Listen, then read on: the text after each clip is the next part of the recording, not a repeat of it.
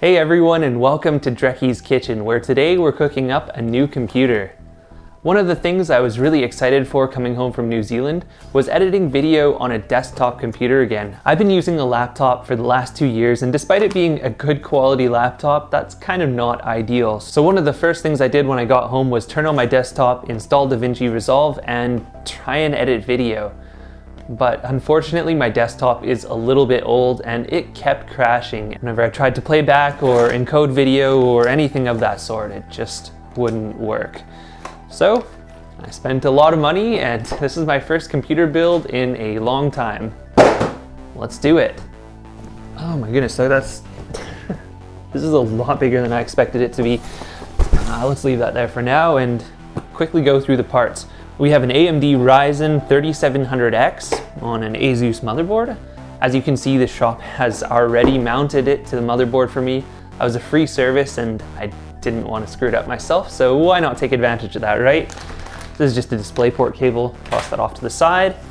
1 terabyte NVMe SSD, 32 gigabytes of RAM, RTX 2070, and that's a power supply. Yeah, that's just a power supply. All right, well, let's move this all off to the side and get the case up here. I've never done a PC build video before, so this is going to be quite interesting for me. Need a knife. Oh, what's the easiest way to do this? Super heavy.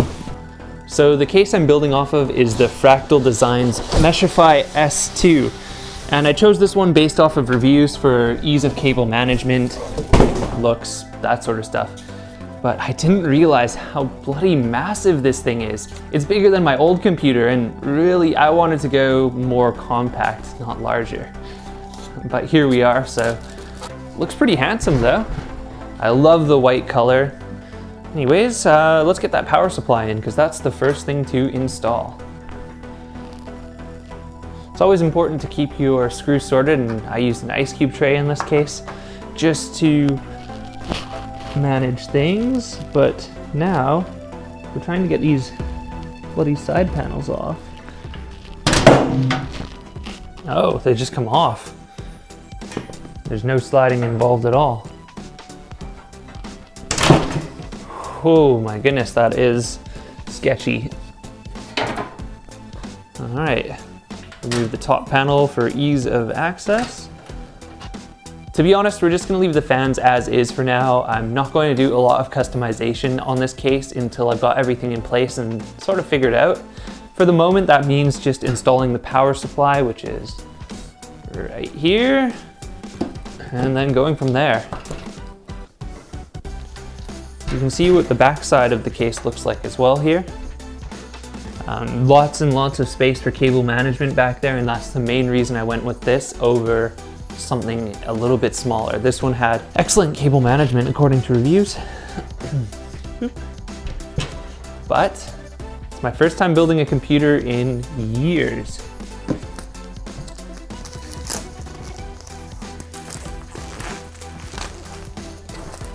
Lots and lots of extra trash. For some reason, yeah, so there's all the cables in this nice case. We got the power supply itself. Went fully modular, of course. Everyone on YouTube who builds computers makes this look way less time consuming than it actually is.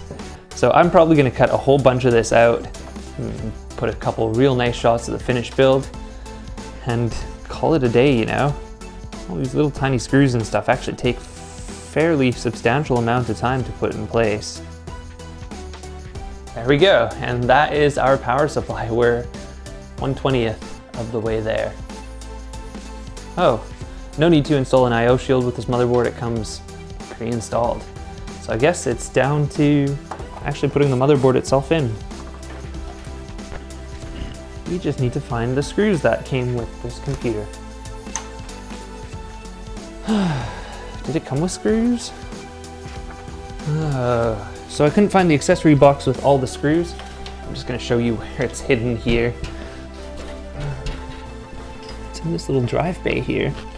Now the question is, how do I get it out? Sneaky. Oh, there you go. There's our accessory box. We'll just leave that drive IO shield off for a moment. Should have found that beforehand. Yay, we finally found the right size. Wow, they even mounted my NVMe drive for me. It's really nice of them.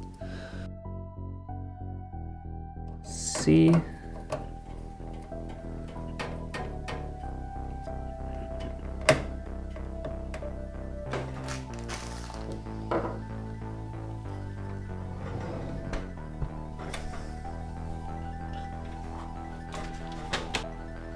Now look at that. I'm glad I got the white case because it actually matches the motherboard. I wasn't really thinking about color scheming or RGB or anything while I was building this, but hey, there we go. I won't complain about that. All right, after we mounted the motherboard, what do we do next?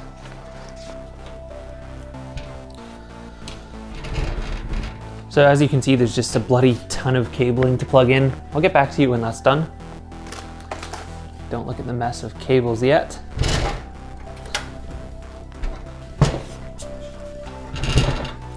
RTX 2070, come with me. Look at those fans. Interesting blade design. Our graphics card is in the computer. Let's reinstall these little covers. All right, with that final cable in place, I think that's more or less it for this build. Besides that, for the backside, once we put the panel on, nobody's gonna know anyways. Top cover just clips in place.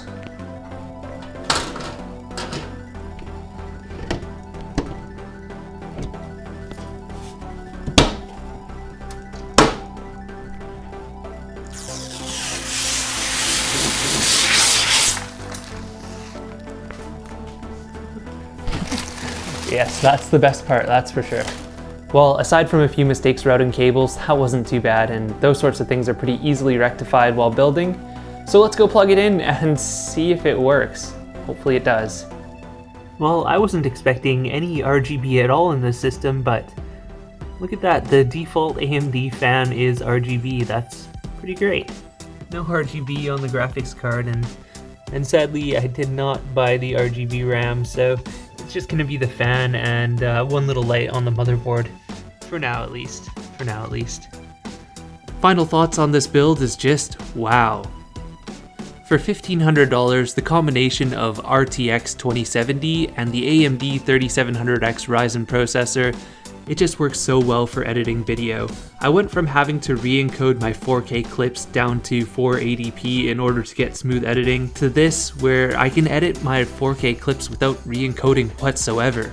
The experience is almost night and day to my old computer, going from editing video taking a very long time because the computer would hang up or take time to re-encode or just be slow, to this new computer almost exporting 4K in real time. So for example, a minute of 4K takes about a minute and 10, minute and 20 seconds, versus my age-old AMD computer where it would take 3, 4, or even 5 minutes to export.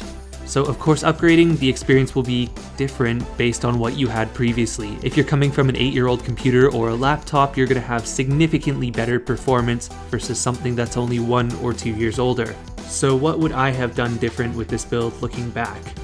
I don't know if you can see this mouse light here, but look at this. Woo. Remove the mouse. Well, if I was more focused on games, I probably would have put more money into the graphics card going for a 2080 or even a 2080 Super, but the difference in cost between, for example, a 2070 Super, 2080 was nearly double, so for me that wasn't personally worth it. I would have taken some money out of the case and put it into something more compact because, again, for me this case is kind of overkill, even if it does look ridiculously nice.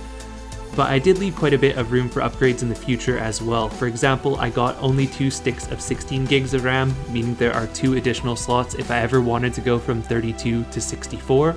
And as well, in the future, if I am pushing the limits of this graphics card, that is something I can upgrade.